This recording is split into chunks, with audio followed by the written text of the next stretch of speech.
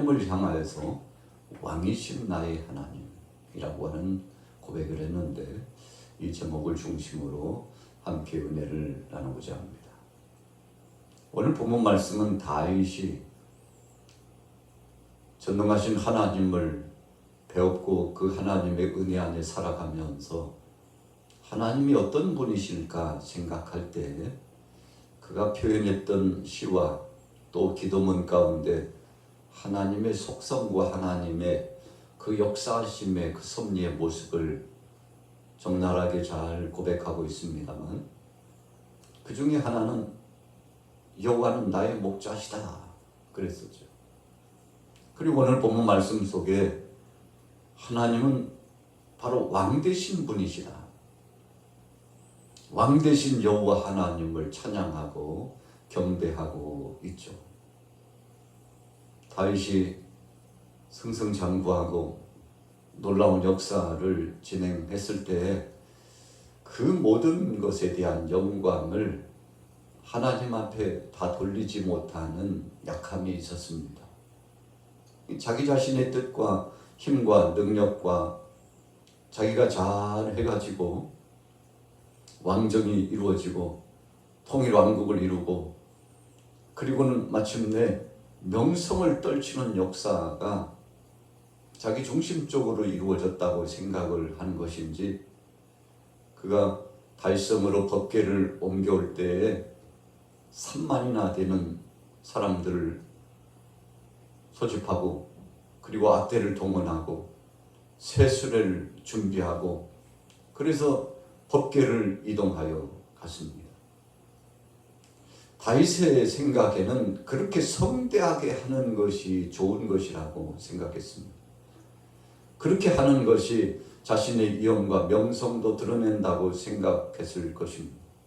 또 그렇게 하는 것이 어찌 보면 하나님께서도 기뻐하실 것이라고 생각을 했을 겁니다. 그런데 결과가 어떻게 됐나요? 울사가 법궤를 이동하다가 법궤가 수레의 흔들림에 따라서 흔들려 기우뚱기우뚱 하니까 그만 법궤를 붙잡았죠. 현장에서 죽었습니다. 이 일을 경험했던 다윗은 적지 않게 두려움에 떨었습니다. 놀랐습니다. 감당할 수 없었습니다. 왜 일이 일어났을까? 그는 마음속에 두려움과 또 부담감만 가졌지, 이유가 무엇인지, 왜 하나님께서 이런 일을 경험케 하셨는지에 대해서는 별로 관심이 없는 듯 보였습니다. 그래서 3개월 동안 법궤는 오벳에돔의 집에 안착되어 있었죠. 그러나 다윗과는 달리 오벳에돔은 그렇게 생각하지 않았습니다. 하나님이 함께 하시되 특별히 여호와의 임재의 상징적인 의미가 있는 법궤가 자신의 집안에 있다는 것을 영광스럽게 생각하고 감사하게 생각하고, 전에도 그랬던 것처럼 하나님 중심으로 섬기는 예배자로서의 삶을 소홀하지 않았습니다. 여러분, 믿음이라고 하는 것은 변하지 않는 것입니다. 환경 따라 변하고 상황 따라 변하고 사람들의 관계 때문에 변하고 이래 변하고 저래 변하고, 이 변화무쌍한 것은 온전한 믿음이라고 할 수 없죠. 진실된 믿음은 변하지 않는 것입니다. 왜 그런가요? 하나님께서 회전하는 그림자도 없이 우리를 지키시며 호위하시고 임재하시고 인도하시고 역사하셔서 주관하시는 그 능력이 한 번도 우리를 떠나지 않고 우리와 함께하고 계시기 때문에 그분을 믿는 우리도 진솔한 믿음을 가지고 주님을 전폭적으로 의지하고 그분 앞에 맡겨야 되는 것이죠. 다윗이 그러지 못했습니다. 나중에 오벳에돔 집에 있었던 그 법궤 가닥에 그 집에 복이 임했다는 소식을 듣고는 그가 또 다른 충격을 받았던 거죠. 법궤라고 하는 의미가 무엇일까? 하나님의 임재하심과 역사하심이 어떻게 진행되는지를 또 다른 섭리적인 관점 안에서 새롭게 새로운 시각으로 새로운 마음으로 보게 되었던 것입니다.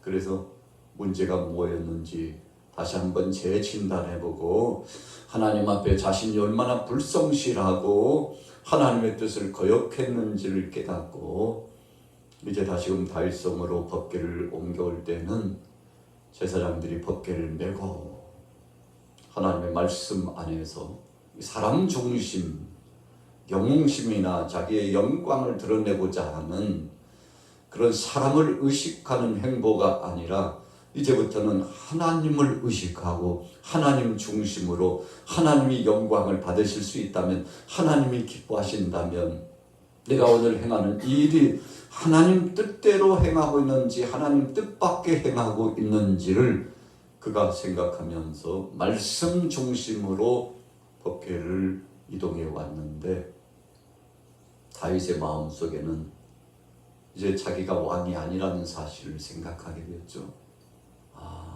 유다 땅의 왕이 다윗이라고 생각했구나. 내가 한순간이라도 하나님을 앞세우고 하나님 앞에 영광 돌리기보다는 나 자신을 앞세웠구나 생각하고, 그래서 법궤가 이동해 올 때 그가 왕복을 벗고 배옷만 입고서 춤을 추는데 마음이 얼마나 흡족하고 기쁜지 몰라요. 왜 그렇습니까? 자기 자아, 자기 중심을 내려놓고 자기 아집을 내려놓고 세상 중심의 것을 다 내려놓고 하나님 중심으로 나아가니까 그때부터 마음이 회복되고 기쁨이 충천하고 은혜가 임하고, 여러분 그런 것입니다. 환경이, 세상의 조건과 상황이 누구 때문에 혹은 이런저런 상황 때문에 계절의 변화 때문에 기온차 때문에 그런 것이 아니라 주님, 내 마음이 주님을 향하여 있지 않았기 때문에 하나님 중심으로 살지 못했기 때문에 라고 생각하고 모든 영광을 하나님 앞에 돌리고 나가니까 배옷이 내려가는 줄도 모르고 춤을 추면서 기뻐했는데, 그가 고백하면서 선포하지 않습니까?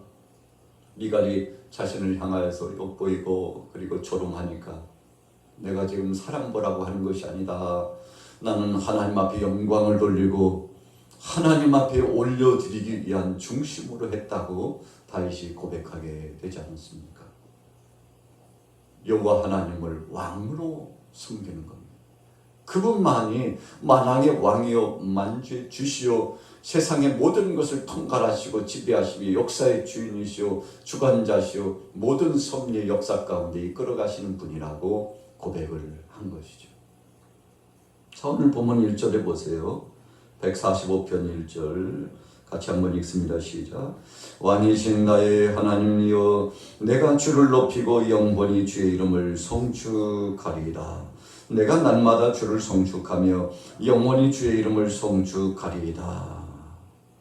자, 방금 읽은 말씀 가운데 두드러지게 돋보이는 키워드의 말씀이 있다면 바로 이 날마다, 날마다. 참 은혜가 되고 감사하잖아요. 어제 그랬지만 오늘도, 오늘 그랬지만 앞으로도 매일처럼 변치 않는 믿음으로 예수님께서 부활하신 이후에 40일 동안 제자들과 함께 하시고 많은 사람들을 만나 주셨죠. 그리고 주님 명령하셨습니다. 예루살렘을 떠나지 말고 아버지께서 약속하신 거 그거 받을 때까지 기다리라고. 자, 믿음 있는 제자들 다는 아니었죠. 그 중에 120명이 마음의 결정을 하고서 다락방에 모여서 열흘 동안 전심으로 기도했습니다.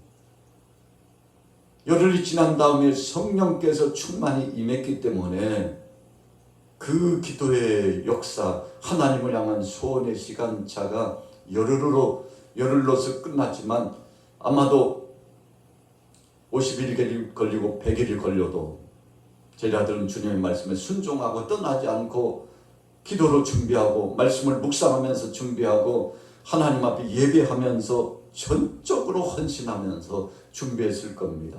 왜 그런가요? 오늘 여기서 기도하다가 죽는다 할지라도, 찬송하고 예배하다가 주의 부름을 받는다 할지라도, 환난과 핍박이 찾아와도 예수 이름으로 모였다는 소문이 나면은 유대교 주의자들과 종교 지도자들 또 로마의 군사들이 몰려와가지고 지금 무슨 일을 하고 있는 것이냐고. 당신들이 밀란을 일으키려고 지금 괴계를 꾸미고 있는 것이냐고 오해를 살 수 있잖아요. 이 당시에는 민감한 때입니다. 자칫 잘못하면 죽을 수도 있는 위협함이 있는 시각입니다. 그럼에도 불구하고 하나님의 그 말씀, 주님이 주신 지상 명령을 기억하고 나가서 전심으로 흩어지지 않고 매일처럼 10일 동안 기도했더니 성령이 충만히 임했는데 이 믿음의 사람 120명을 통해서 초대 예루살렘을 중심으로 하나님께서 교회를 세워나가기 시작하고 선교의 새로운 출발점이 되었다는 사실을 우리가 기억해 보는 것이죠. 자, 열흘 동안 무슨 생각에 잠겼나요? 왕이신 나의 하나님, 부활하신 예수님, 승천하신 그 주님이 언젠가 부르러 오실 텐데 혹밤에 혹낮에 언제 오시든지 주님 영광을 위하여 복음 증거하다가 주님 부르시면 아멘 하고 주님 앞에 올라가겠다고 하는 이 믿음을 가졌던 사랑하는 제자들이 전심으로 믿음을 가지고 기도했더니 능력 받은 것입니다. 이스라엘 백성들이 애굽 땅에서 400여 년 동안 있다가 출애굽을 하게 되는데 모세가 왕처럼 보여요.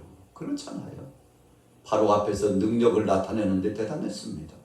10가지 재앙을 통해서 바로 왕뿐만 아니라 애굽에 있는 모든 우상 숭배, 이 잡신들을 하나님께서 징치하시고 오직 여호와 하나님께서 참 하나님, 유일하신 하나님이신 것을 선포했는데 바로도 놀래고 애굽 사람들도 놀래고 애굽 땅에 살았던 60만 하나님의 백성들도 깜짝 놀랐죠.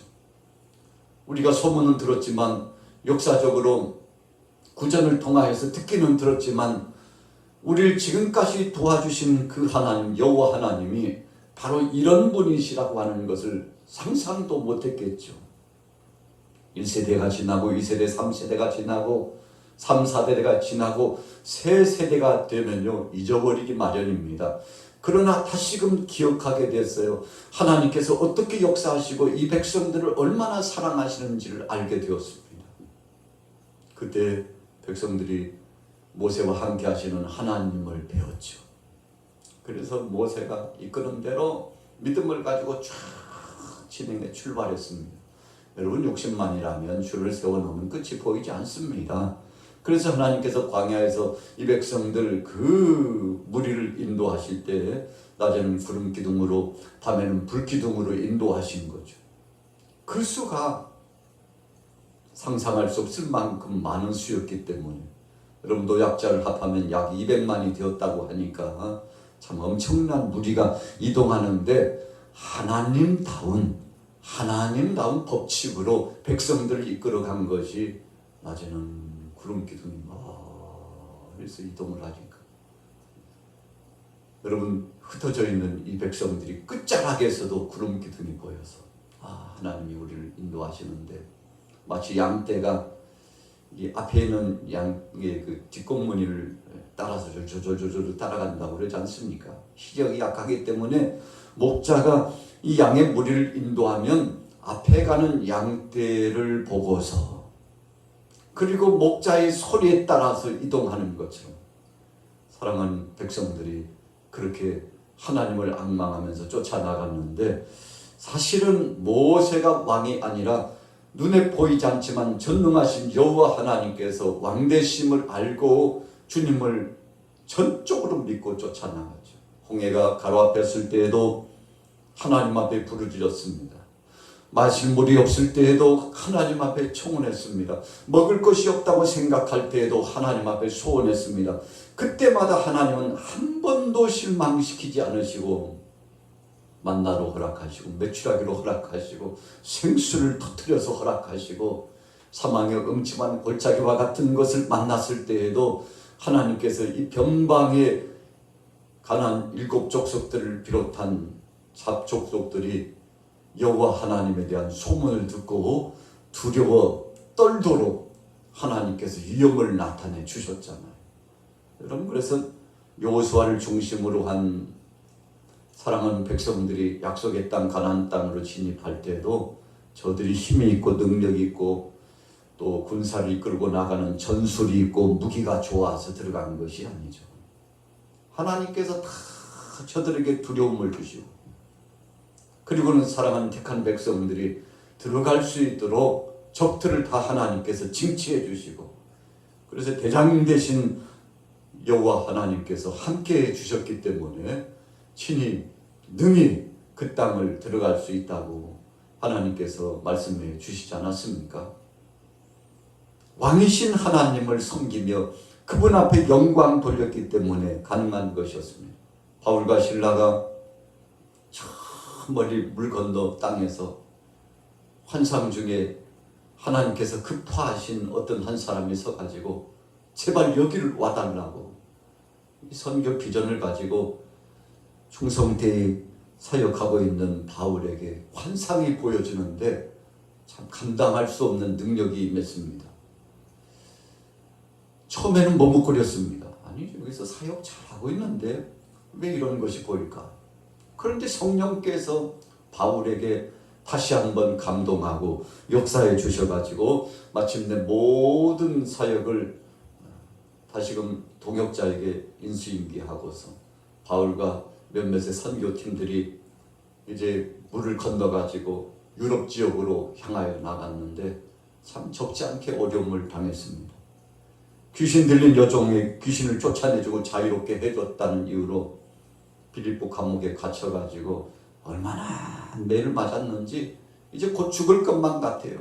착고에 채워져가지고 일어서가지고 고통스럽게 시간을 보낼 그 시간인데 이게 웬일입니까? 바울과 실라가 하나님 앞에 기도하면서 찬송하면서 기도하고 하나님 우리가 여기서 복음을 전하다가 귀신 들린 여종을 자유롭게 해주고 하나님은 살아계시고 그 무심령들에게 귀신 숭배하지 말고 우상 숭배하지 말고 전능하신 하나님이 살아계시다고 예수님께서 바로 여러분들과 나를 위해서 십자가에 못 박혀 죽으셨다고 이 생명의 복음 증거했는데 이 복음 증거하다가 매 맞고 이렇게 옥에 갇힌 것이 하나님 참 마음이 섭섭하고 하나님 부담이 되고 절망감이 몰려오고 더 이상 견딜 수 없어서 죽을 것만 같은데 하나님이 왜 개입하지 않고 우리를 이렇게 고통스럽게 하냐고 불평하고 원망할 법도 한데 그와 반대로 하나님 앞에 찬송하고 감사하고 하나님 오늘 주를 위하여 핍박을 받고 매를 맞았으니 감사합니다. 몸은 육체적으로 고통스럽지만 그러나 하나님께서 성령으로 우리를 어루만져 주시고 힘을 주신 것을 감사합니다. 주를 위하여 죽는다 할지라도 후회함이 없습니다. 오늘 이 저녁 시간이 마지막 시간이라 할지라도 주님 감사합니다. 주를 위하여 핍박받게 되었으니 감사합니다. 그러나 한 가지 더 청원하오니 이 지역에 있는 저 영혼들이 주님 앞에 복음 안에 돌아올 수 있도록 기회를 주시면 안 되겠습니까? 별의별 기도를 다 했을 겁니다. 감사의 기도입니다. 하나님 영광을 위한 기도입니다. 선교의 비전을 품고 기도하는 겁니다. 환경을 초월해서 하나님 능력을 경험할 수 있다는 사실을 바울과 실라는 알았기 때문에 그런데 그렇게 기도하다 보니까 지진 같은 것이 일어나더니 옥문이 흔들리고 문이 열려지고 하나님의 은혜 가운데 간수장의 그 가정까지 변화를 받고 예수님을 영접하고 빌립보 지역에 교회가 세워지고 하나님의 은혜 가운데 놀라운 기적의 역사를 체험했으니 이유가 무엇입니까? 오늘 본문 말씀에도 말씀하고 있습니다만 내 삶을 좌지우지 하시는 분, 내 생명의 주권자, 이 나라 이 민족과 이 세계 속에 역사하시는 그 전능하신 하나님께서 만왕의 왕이시고 만주의 주 되시고 우리의 삶을 통갈하시고 이 지역에도 교회를 세우시는 하나님의 역사하심. 한마디로 오늘 다윗이 고백한 것처럼 여호와 하나님이 사랑의 예수님께서 성령님께서 나의 주가 되시고 왕이 되신다고 고백하는 이 은혜의 믿음을 고백했기 때문에 이런 놀라운 역사를 경험한 것입니다. 여러분 오늘 본문 말씀 8절에 보세요. 여호와는 은혜로우시며 긍휼이 많으시며 노하기를 더디하시며 인자하심이 크시도다 그랬어요. 여러분 하나님이 불쌍히 여기셨기 때문에 이 유럽 지역에도 새로운 미지의 땅에도 복음이 들어가고 무수한 사람들이 예수님을 구주로 영접하게 된 거 아니겠습니까? 그래서 바울은 로마를 거쳐서 스페인까지 복음이 증거되기를 원했습니다. 적어도 그 당시 가시적으로 보면 땅끝은 스페인이었기 때문에 주여 저기까지 가서 복음을 증거해야 이 사명을 감당하는 것인데 주님이 인도하실 줄로 믿습니다. 전승되어 내려오는 이야기에 의하면 바울이 바로 스페인까지도 복음의 영향력을 끼치고 나가서 하나님의 뜻을 전했다고 그러지 않습니까? 여러분 그래서 우리가 어떤 소원을 품고 일하느냐에 따라서 결과가 달라지는 것이죠. 오늘 아침에 예배당에 나오신 여러분들 또 인터넷 방송을 통해서 함께 하시는 여러분들 주님은 살아계시고 역사하십니다. 2000년 전에 역사하셨던 그 주님이 지금도 함께 하십니다. 다윗 시대에 함께 하셨던 그 분이 바로 오늘 저와 여러분들과도 함께 하시는데 우리가 그분을 믿는다면 오늘도 믿음으로 기도하시고 큰 응답을 받으시고 승리하시기를 축복합니다. 오늘 본문 말씀 결론 18절에 봅니다. 여호와께서는 자기에게 간구하는 모든 자 곧 진실하게 간구하는 모든 자에게 가까이 하시는도다 그랬어요. 20절에 보세요. 여호와께서 자기를 사랑하는 자들은 다 보호하시고 악인들은 다 멸하시리로다. 여러분 그래서 기도의 응답도 모든 상황의 반전도 우리가 하나님을 얼마나 사랑하는가 이 고백에 따라 달라지는 것임을 오늘 시편의 말씀은 결론하고 있는데 오늘 여러분들이 하나님을 향한 그 사랑의 수준 하나님을 향한 사랑의 고백이 어느 정도입니까? 우리 주님은 마치 측량줄로 달아보듯이 우리의 믿음을 보시고 우리의 마음을 지켜보시는데 정말 큰 믿음을 가지고 우리의 전부를 주님 앞에 올려드려서 오늘도 믿음으로 승리하시고 응답받게 되시기를 예수님의 이름으로 축원합니다.